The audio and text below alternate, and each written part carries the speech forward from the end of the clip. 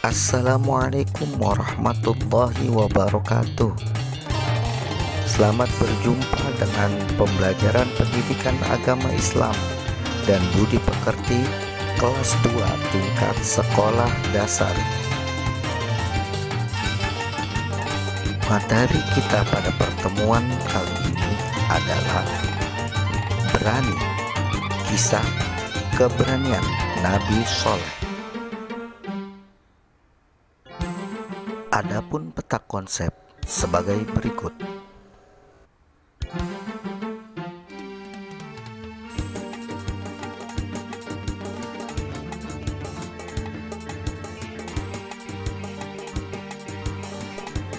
Tujuan pembelajaran pada materi ini sebagai berikut.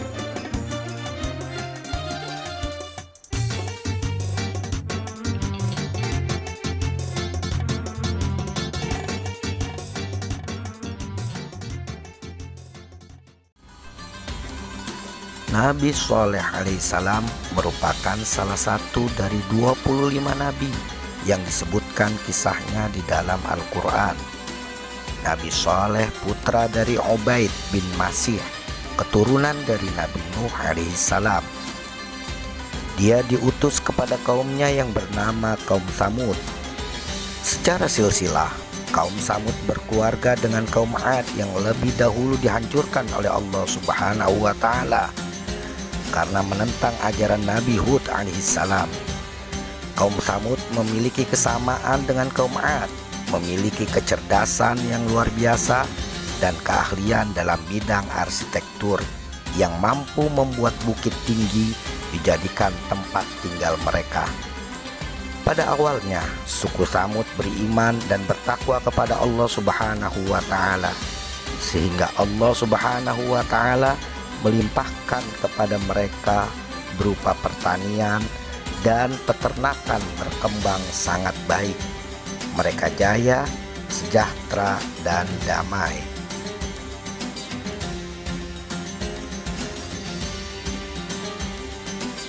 Namun setelah beratus-ratus tahun berlalu, kejayaan dan kemakmuran negerinya menjadikan mereka lupa terhadap Allah Subhanahu wa Ta'ala. Mereka menyembah patung berhala serta melakukan perbuatan maksiat lainnya. Allah Subhanahu wa Ta'ala tidak membiarkan kesesatan begitu saja. Karenanya Nabi Shaleh alaihissalam diutus untuk mengajak kaum Tsamud kembali kepada ajaran Allah Subhanahu wa Ta'ala. Akan tetapi sebagian besar kaumnya menolak dan marah karena patung-patung berhala yang mereka sembah selama ini adalah peninggalan nenek moyang mereka yang tidak boleh ditinggalkan. Hanya sebagian kecil dari mereka yang menerima dakwah Nabi Shaleh alaihissalam dan beriman kepada Allah Subhanahu wa Ta'ala.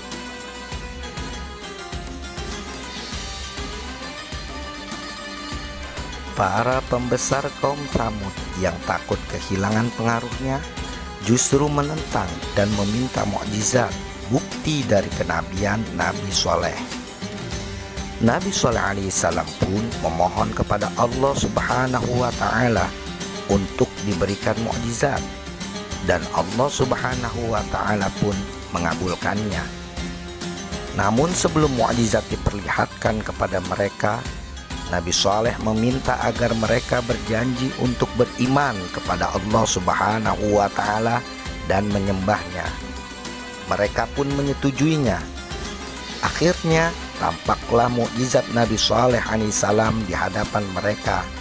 Dari dalam batu besar keluar seekor onta betina yang sangat istimewa, besar, gemuk, berbulu tebal, dan hamil 10 bulan.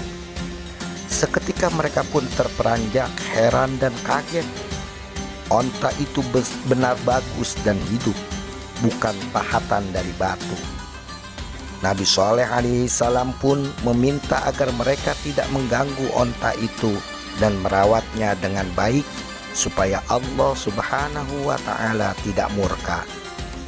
Mereka pun diberi jadwal untuk mengambil air dari sumber mata air sehari untuk onta itu minum, dan sehari berikutnya untuk penduduk suku Samud, dan seterusnya. Kaum Samud pun dibebaskan untuk mengambil susu dari onta itu untuk keperluan hidup mereka. Semenjak itu, pengaruh Nabi Soleh akhirnya menjadi ancaman bagi pemuka Samud.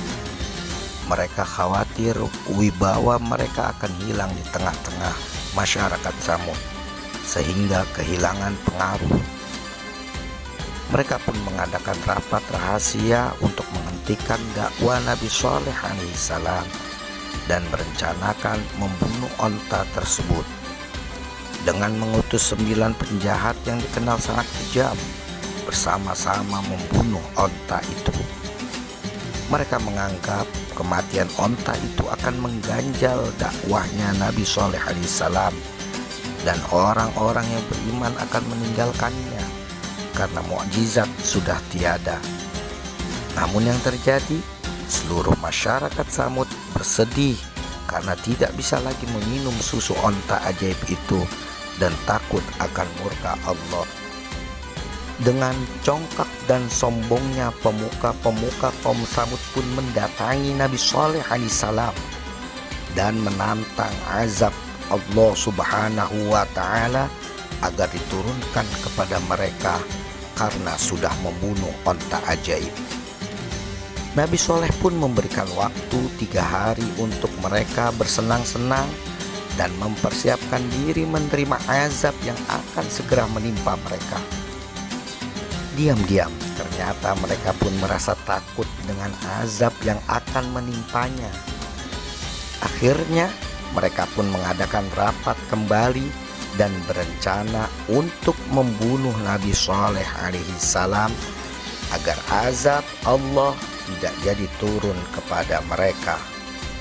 Lalu mereka pun mengutus kembali 9 penjahat itu untuk melakukan pembunuhan kepada Nabi Soleh alaihissalam. Namun sebelum sampai di rumah Nabi Soleh, 9 penjahat itu digagalkan rencananya oleh Allah subhanahu wa ta'ala dengan ditimpakannya jatuh batu besar dari langit yang menimpa tubuh mereka. Keesokan harinya, Nabi Soleh alaihissalam dan para pengikutnya yang hanya berjumlah 110 orang melakukan hijrah ke Palestina sebelum Allah subhanahu wa ta'ala menurunkan azabnya kepada suku Samud yang enggan beriman kepada Allah subhanahu wa ta'ala. Maka pada hari ketiga, azab yang dijanjikan kepada mereka pun tiba. Suara yang sangat keras menggelegar dari atas disertai dengan petir yang menyambar dan bumi berguncang dengan dahsyat. Semua penduduk Samud mati mengenaskan. Bukit-bukit yang mereka buat untuk tempat tinggal yang menjadi kebanggaan mereka pun hancur berantakan. Hanya ada beberapa yang tersisa peninggalan mereka yang berada di Saudi Arabia sebagai bukti kebenaran kisah Nabi Soleh alaihissalam dan kehancuran kaum Samud. Nah, anak-anakku yang soleh dan solehah, demikianlah tadi kisah Nabi Soleh alaihissalam.